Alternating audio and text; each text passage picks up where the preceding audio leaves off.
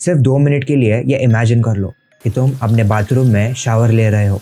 तुम पूरी तरह से बेफिक्र हो। तुम्हें लगता है ये घर तुम्हारा सबसे सेफ प्लेस है, पर असल में कोई अनजान इंसान पिछले कई महीनों से तुम्हारी हर एक मूवमेंट देख रहा है। सिर्फ बाथरूम नहीं, जब तुम सोते हो, जब तुम खाना खाते हो, जब तुम अपने फैमिली के साथ होते हो, और यहाँ तक कि जब तुम अपने कपड़े बदलते हो, हर एक पल। और सबसे खौफनाक बात, उसके पास बस तुम्हारे नहीं बल्कि तुम्हारे पूरे फैमिली के सीक्रेट्स हैं।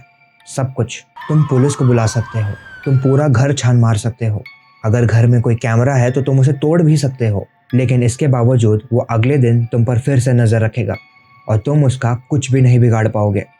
अभी जो तुमने ये सुना, ये कोई मनगढ़ंत कहानी नहीं है, ये एक रियल केस है।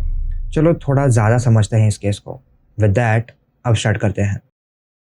2014 वेस्टफील्ड, न्यू जर्सी में डेरिक और मारिया ब्रॉडस ने एक ब्यूटीफुल 6 बेडरूम हाउस खरीदा था।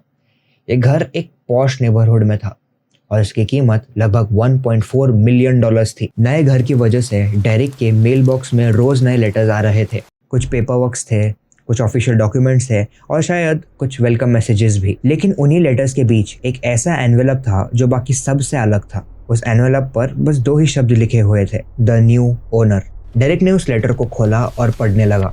उस लेटर में लिखा था, 657 बुलवार्ड, तुम्हारे आने का ही इंतजार कर रहा था। काफी सालों बाद इस घर में फिर से यंग फैमिलीज रहने वाली हैं। अब मैं कौन हूँ? तो मैं बता दूं, मैं हूँ द वॉचर।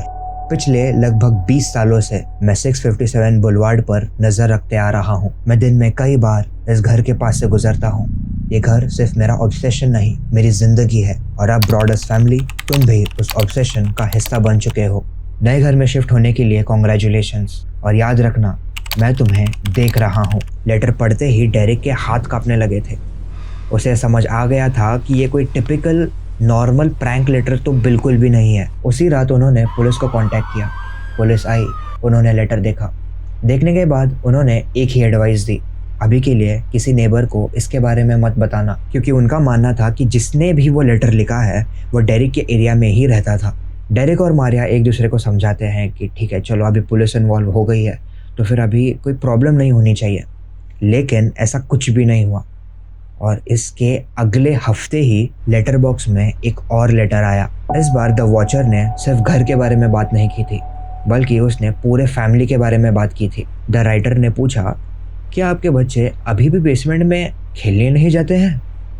और फिर उसने आगे लिखा, आपके बच्चे इतने डरपोक हैं कि वो अकेले खेल भी नहीं सकते हैं। उन लेटर्स में उनकी इतनी सारी पर्सनल चीज़ें लिखी हुई थी कि उनके होश उड़ गए।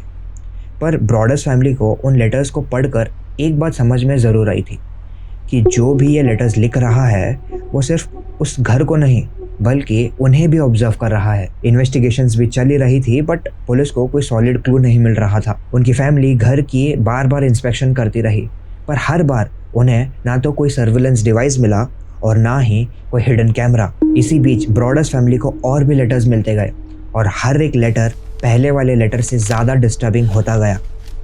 द वॉचर कभी कभार उनके बच्चों को मेंशन करता तो कभी घर के बारे में मेंशन करता। ऐसी कॉन्वर्जेशंस जो बस उनके बीच में ही होते थे वो उन्हें तक अपने लेटर में लिखता था। लेटर्स पढ़कर बार बार बस एक ही सवाल उठ रहा था कि इसे इतनी सारी डिटेल्स कैसे पता चल रही थी। पुलिस ने नेबर्स से क्वेश्चनिंग की, एरिया के अवेलेबल सीसीटीवी फुटेजेस चेक किए गए, लेटर्स में मिले डीएनए प्रोफाइल का भी एनालिसिस हुआ। इससे उन्हें एक फीमेल डीएनए प्रोफाइल जरूर मिला, लेकिन उसे किसी सस्पेक्ट से मैच नहीं किया जा सका। लेकिन इतनी इन्वेस्टिगेशन के बाद भी किसी को पता नहीं चल सका कि द वॉचर कौन था, क्यों वो सारे लेटर्स लिख रहा था, और सबसे बड़ा सवाल कि उसे वो सारी इन्फॉर्मेशन कैसे मिलती थी। आखिरकार थक हार कर ब्रॉडस फैमिली ने फाइनली वो घर बेच दिया। घर बेचने के बाद से द वॉचर ने उन्हें कभी दोबारा कोई चिट्ठी नहीं लिखी है, कोई लेटर नहीं लिखा है। सबसे हैरान कर देने वाली बात ये थी कि डेरिक और मारिया पहली फैमिली नहीं थे जिससे ऐसे लेटर्स मिले थे। उनसे पहले भी इस घर के कुछ ओनर्स को द वॉचर के लेटर्स मिल चुके थे और हर बार डर इतना बढ़ गया कि आखिर उन्हें ये घर छोड़कर जाना ही पड़ा। सबसे अजीब बात यह है कि डेरिक के फैमिली के जाने के बाद से नए ओनर्स को ऐसे लेटर्स मिलने की कोई वेरीफाइड रिपोर्ट्स सामने नहीं आई है। I know it sounds very confusing, लेकिन इससे एक नया क्वेश्चन ज़रूर खड़ा होता है कि द वॉचर इंसान था भी कि नहीं, या इसके पीछे कोई मिस्ट्री है जो अभी तक सामने नहीं आई है। और आज भी एज वी स्पीक अमेरिका में ये केस अभी भी पेंडिंग है। सो विद दैट आज की हमारी ये कहानी यही ख़त्म होती है। गाइज, जाने से पहले अगर तुम्हें वीडियो पसंद आई हो then do consider to subscribe and like.